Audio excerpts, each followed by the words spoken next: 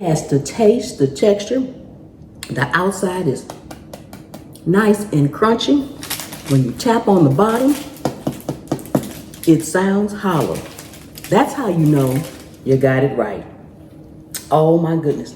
The very first thing that you're going to need, and the first thing that you're going to need to do, is you need a really good Dutch oven with a lid on it. Before we can do anything else, before I even go over anything else that we're going to do, we must put our Dutch oven inside of our oven with the lid on and preheat it. You need to do this for approximately 30 minutes before you get ready to bake your bread. So I'm going to preheat my oven and put my Dutch oven in, and I'll be back. Make sure you have your oven mitts ready because your Dutch oven is going to be piping hot when you get ready to remove it, and make sure you have a safe surface to sit it on. It's heavy and it will be hot, so if you have a trivet or something like that, you'll want to use it. Preheating your oven, it needs to preheat on 450 degrees Fahrenheit. So I have my Dutch oven in there and my oven is preheating. It's very important that you put the Dutch oven in there and let it preheat along with the oven, and then let it continue to stay in there and get nice and hot. Okay, so our Dutch oven is heating up. This is 2 ingredients. I promise you, it's gonna be 2 ingredients, all right? Now, I've done another 2 ingredient bread, and I just wanna say that a lot of people in the comments would say things like, well, you know, if you use self-rising flour, it's more ingredients because there's already baking powder and salt in there, but you are buying and using 2 things, okay? So we're not counting all the ingredients inside of something, okay? When you put mayo or something on a sandwich, you don't say, oh, my sandwich, let's just say it is a burger, a plain burger, no cheese. You have a burger and bread, all right? You are not going to say, oh, my burger has 20 ingredients because the mayo has 20 ingredients. So let's just be clear, okay? Now that we have that understanding, it matters about the flour. You cannot grab any flour, all right? A lot of people will swear by White Lily, and you see, I have one here too. I love it, I do. This is a store brand, all right? Now, it's not that it necessarily works better, it's the protein, okay? If you look on the packages of your flour, there is a protein difference. Brands like your major brands like White Lily and King Arthur, they typically have 2 grams of protein. Gold medal and most, not all, but most store brands have 3 grams of protein in it. When you are baking, that 1 gram can make a difference. So for this recipe, you need 3 grams of protein. So when you're buying your flour, look on the back, the side, or wherever it is, find the protein. And you will see that your store brands and gold medal typically has 3 grams of flour, and this is the one we're going to use. And I'm going to bring you all up closer so that I can actually show you that there's a difference in the protein level. Okay, as I mentioned, the flour that you want to use is going to be your local store brand flour, or you can possibly try gold medal. I don't have any gold medal and I haven't actually looked on it, but I do believe that it is 3 grams as well. Okay, if you can see right here, the protein level says 3 grams. This is one of my local store brands, and it says right here, protein 3 grams. Now, this is your White Lily flour, wonderful flour as well.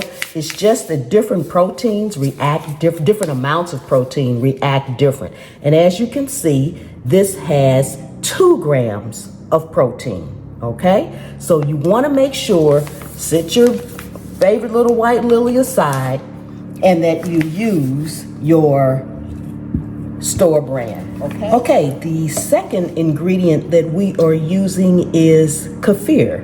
It is live active probiotic cultured milk, and this is organic. Now, a little bit later, I will explain exactly why this works for your sourdough bread. So let's go ahead and get our bread done. Okay, you're going to need a large glass bowl. Now we're going to put in 4 cups, and again, this is self-rising flour. You don't need to sift it, but I am pretty much leveling it off. So we're going to put in 4 cups of self-rising flour, and the full recipe, instructions, and everything will be on my website at pamspreps.com. Just go there, click on recipes, and it will populate. Okay. Now we're adding in our kefir. Again, this is a live culture probiotic milk. So you can make a well if you want. I tend to just pour mine in. So we'll just pour it in, and we're going to mix this until it all starts to come together as a shaggy kind of dough. So you just want to mix it with your spoon until it starts to form a dough, pulling away from the sides of the bowl.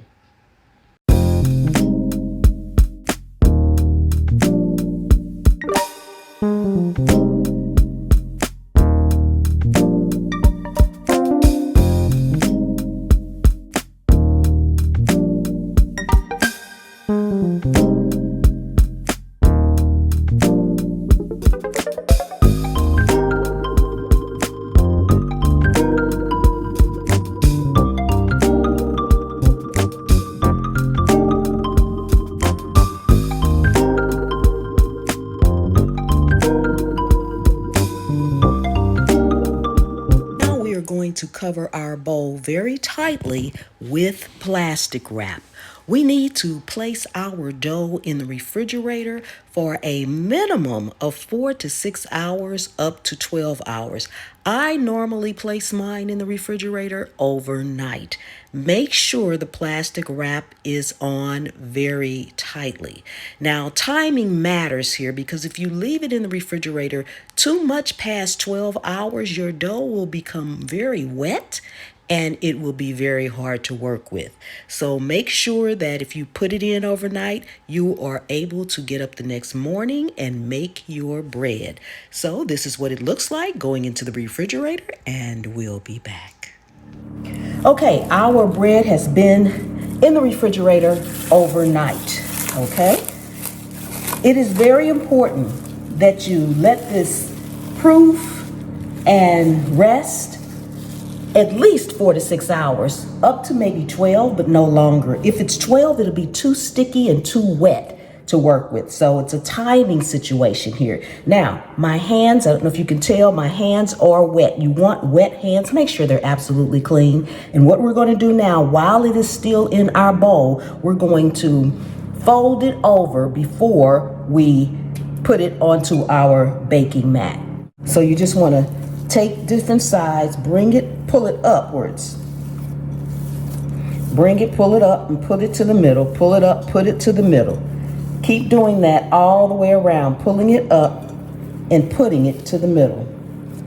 Pulling it up and putting it to the middle. You want to do that until you have most of it pulled up from the bottom. Turn your bowl if necessary. Pull this side up. Pull it up. It's not going to stretch much, so don't look for it to stretch much, but you are trying to pull it up from the bottom because it's a shaggy dough and you're starting to form it into a non-shaggy dough, okay? So pull it up like that and put it in the middle on all sides. Just continue to do that until you've pulled it up. Technically, they say it has 8 sides, but since it's round, I don't know about that. But you want to continue to do that all around the circle. How about that? Let's do that all around the circle.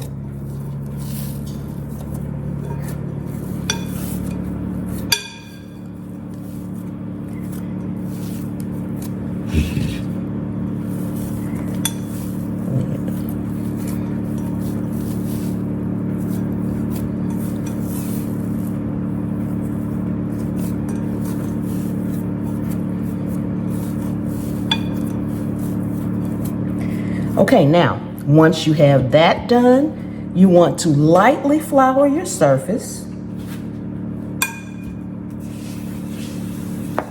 and carefully turn it out with, this is considered, what you've tucked in is considered the seam side down. So carefully turn it out so that the seam side will be on the bottom. Just like that.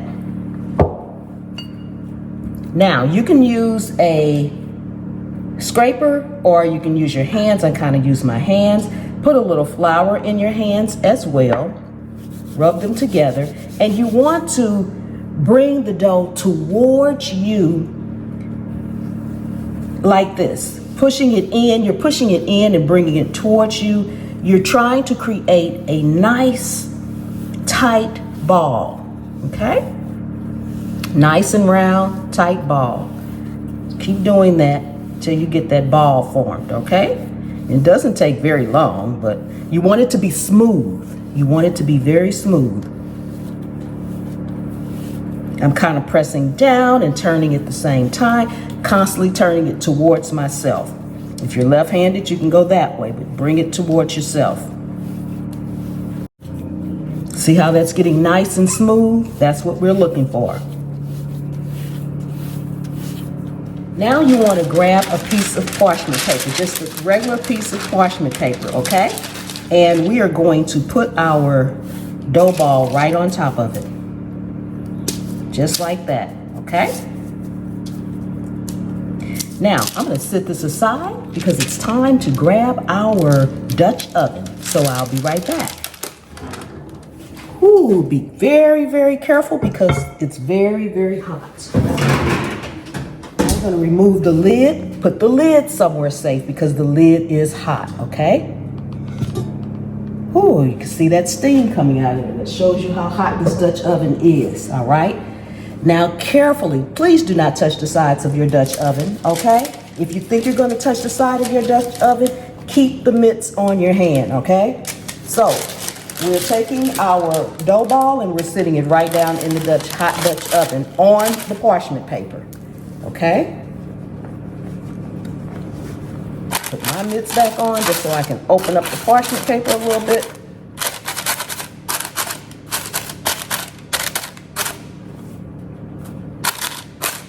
Okay, we're going to put the top back on it.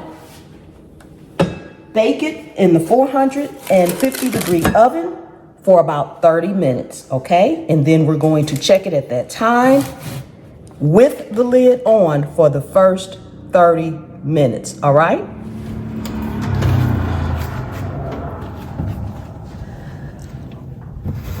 Once the 30 minutes is up, you want to cook it for another 15 or 20 minutes, but remove the lid.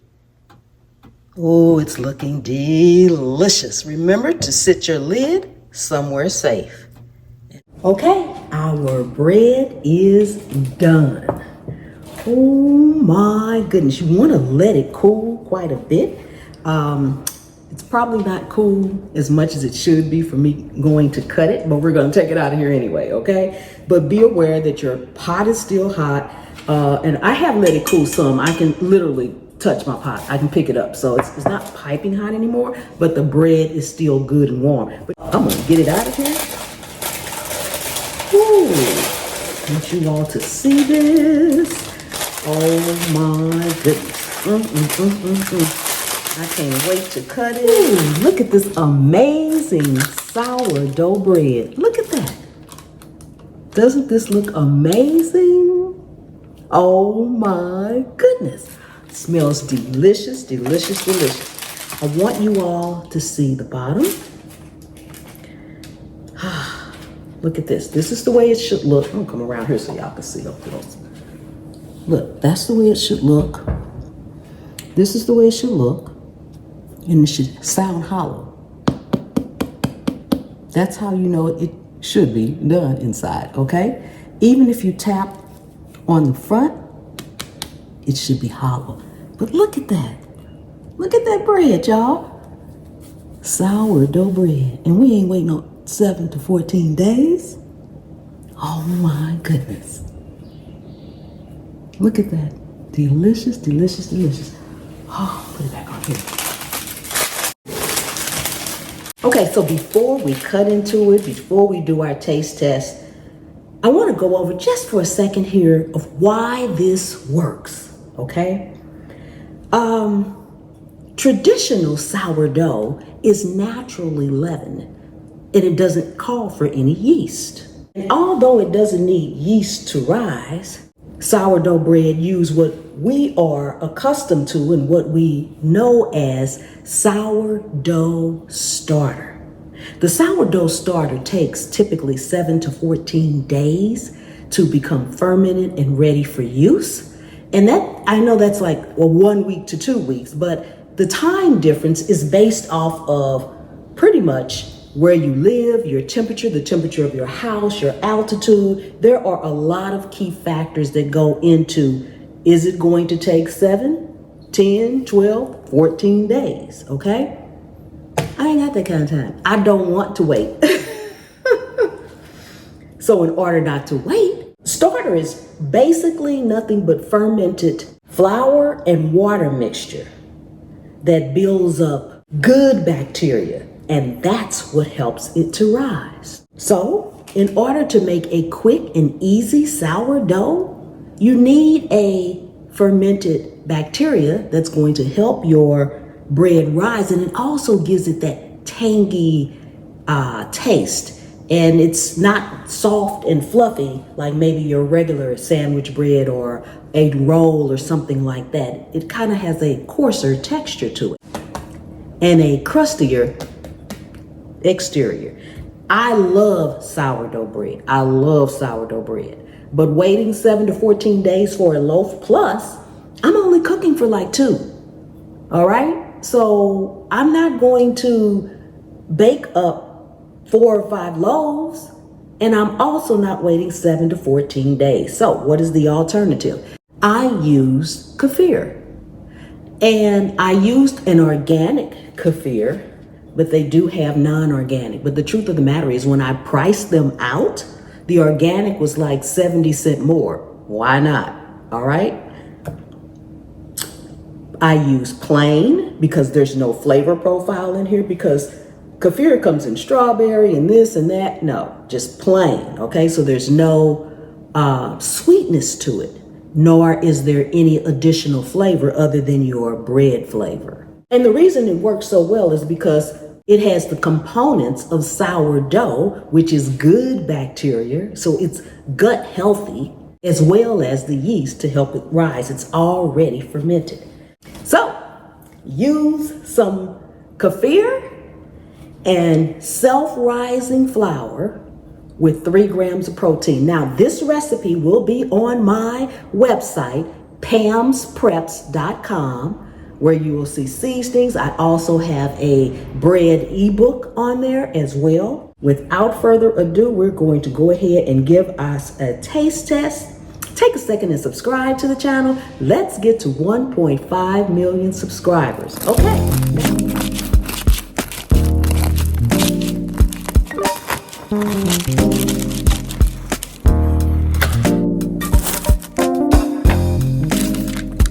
Ooh, this looks amazing. Oh my goodness. The texture of this is amazing. You can see all the holes in there. Oh my goodness. Thank you all so much for coming and hanging out with me today. We're gonna put some butter on this. Oh my goodness. And it smells delicious. It smells so good. Oh my goodness. Oh, yum. I want a piece of the crusty part.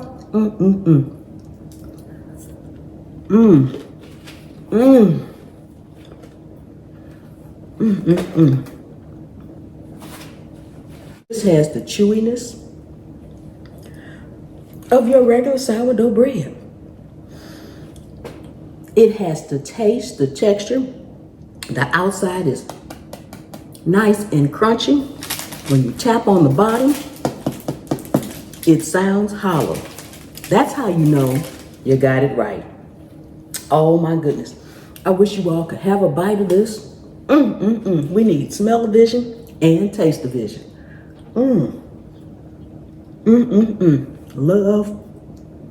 Love me some sourdough.